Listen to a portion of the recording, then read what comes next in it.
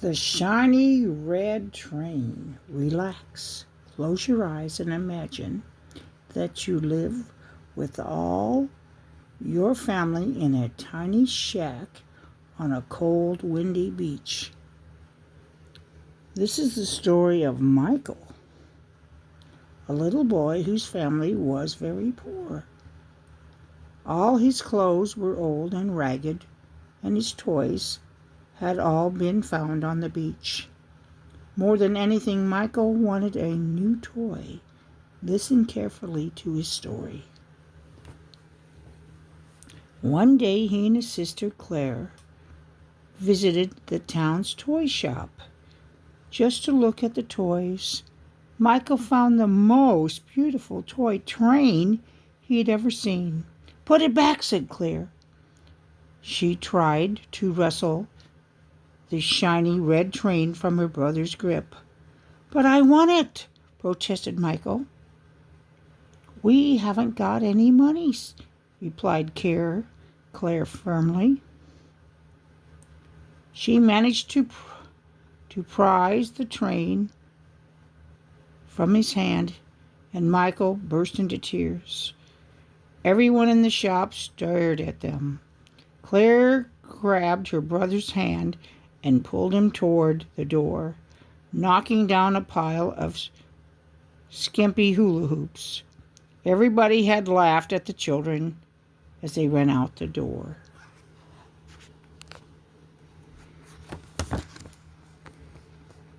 Michael cried all the way home. His family's beach shack was built from the bones of an enormous whale.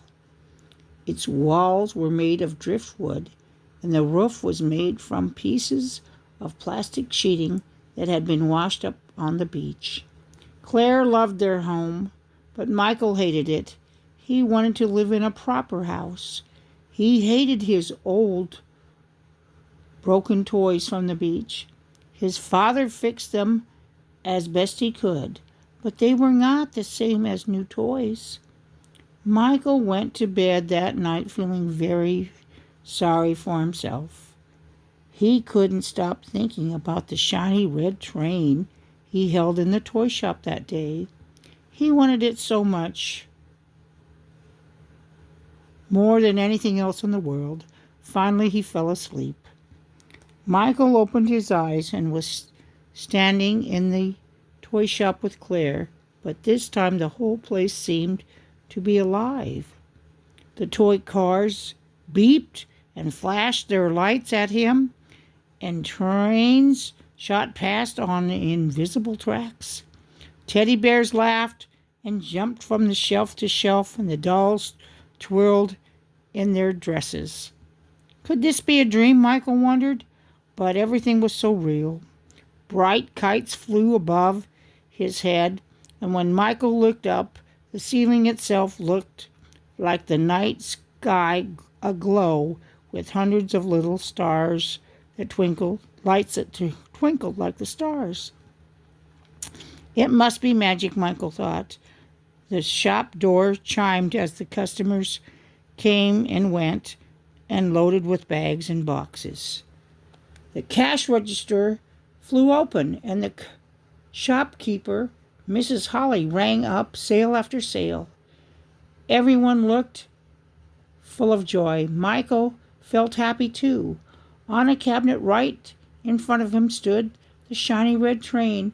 It tooted at him, and Michael reached out and touched it. Claire pulled out his sweater. "Let's try the lucky dip." "I want the red train," said Michael. "But we don't have enough money. I told you that already," she replied. "But we've got enough for our lucky dip, though." Claire gave Mrs. Holly the money for the lucky dip and thrust her hand into the bucket piled high and with brightly colored packages. "Oh, what a beautiful doll!" cried Clara as she unwrapped her present. With no one was looking, Michael grabbed the train and hid it under his sweater. As he did so, the bright lights of the shop faded and teddy bears stopped laughing. With Claire close behind, Michael hurried to the door and plunged into the crowd of shoppers. It was dark and cold outside. Michael pulled out the shiny train from under his sweater. Claire began to cry. "You stole it," she said.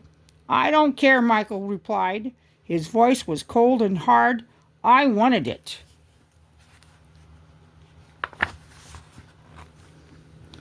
"But it belongs to Mrs. Holly," said Claire. "Well, it's mine now. She has plenty of toys." Michael walked down to the sea where the moon was shining brightly on the waves. He was admiring his train glittered in the moonlight. But then he spied a woman walking along the shore. He hid the train under his sweater again. As the woman came closer, he saw she was crying and scattering bows and scattering papers into the sea. Michael realized it was Mrs. Holly. "Why are you throwing away all your wrapping paper?" Michael asked. He felt frightened. "I've no need of it now," Mrs. Holly said sadly.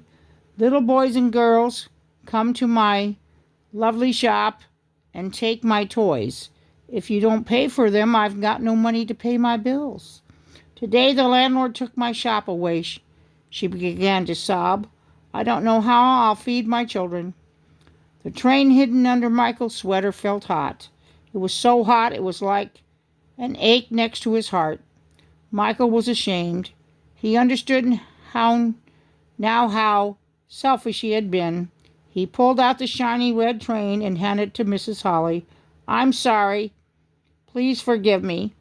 As Mrs. Holly took the train, rainbow-colored puffs of smoke belched from its funnel, and its whistle tooted loudly.